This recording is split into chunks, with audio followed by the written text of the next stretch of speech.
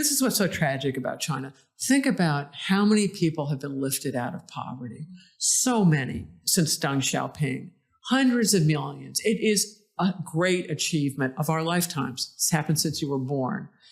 And why did that happen? It's China's reintegration into the rest of the world, of joining the maritime order, following the basic credit card rules of paying for transactions, and then your transactions are also guaranteed.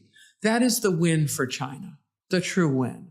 And taking Taiwan, who needs it? The Taiwanese are perfectly fine doing their own thing. And they've made it clear they don't want to be taken over by force. Who would be?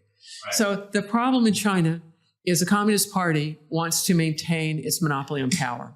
And for a while there under Deng Xiaoping, that worked because the reforms that they wanted to make for agriculture and things, they could maintain their monopoly of power but do things that allowed people to get much wealthier, right? And so that went in tandem for a number of years. Now we're at the inflection point where you have a lot of educated people and businesses who are really integrated into the world, and they want to make autonomous decisions. Also, you wind up with some very large, very successful companies, and they have quite a bit of clout.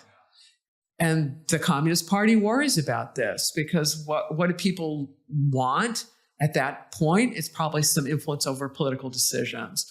And the Communist Party said that's off the table. A lot of Westerners, when they think of governments, think about governments operating in the interest of their population. So when their decisions don't improve standards of living, security, and things, then we say those aren't good decisions. All right, but that's not the game. In China, for instance, it's all about maintaining the monopoly of the Chinese Communist Party to rule. And if that conflicts with having higher living standards, you better believe they're choosing Communist Party. So you're watching those kind of decisions going on right now where their most talented entrepreneurs are being relieved of their enterprises. And so it used to claim the moral rectitude card. Well, they can't do that anymore. They're so corrupt. And they used to claim the economic growth card. Well, that one's going away. So they're left with one card. It's the nationalism card. And they're playing it but hard because it's a unifying thing for Chinese, for the Han ethnic group in China, who constitute the overwhelming majority, that Taiwan should be theirs. It's a mistake. It will be a pivotal error if they make that mistake. Yeah. If you listen to their speeches, they tell you they're going to do it, right? They're consistent.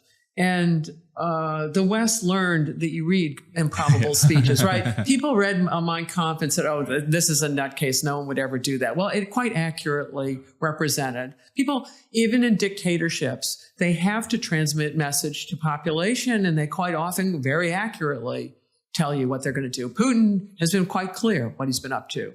Stalin was very clear what he was up to. So let's judge Xi Jinping at his word, and he says he's going to go for it. For the People's Republic to take Taiwan, I presume it's going to begin with an artillery barrage. I presume that's going to be leveling Taiwanese cities, right? We've watched how it goes in Ukraine. I can't imagine the Chinese being less brutal.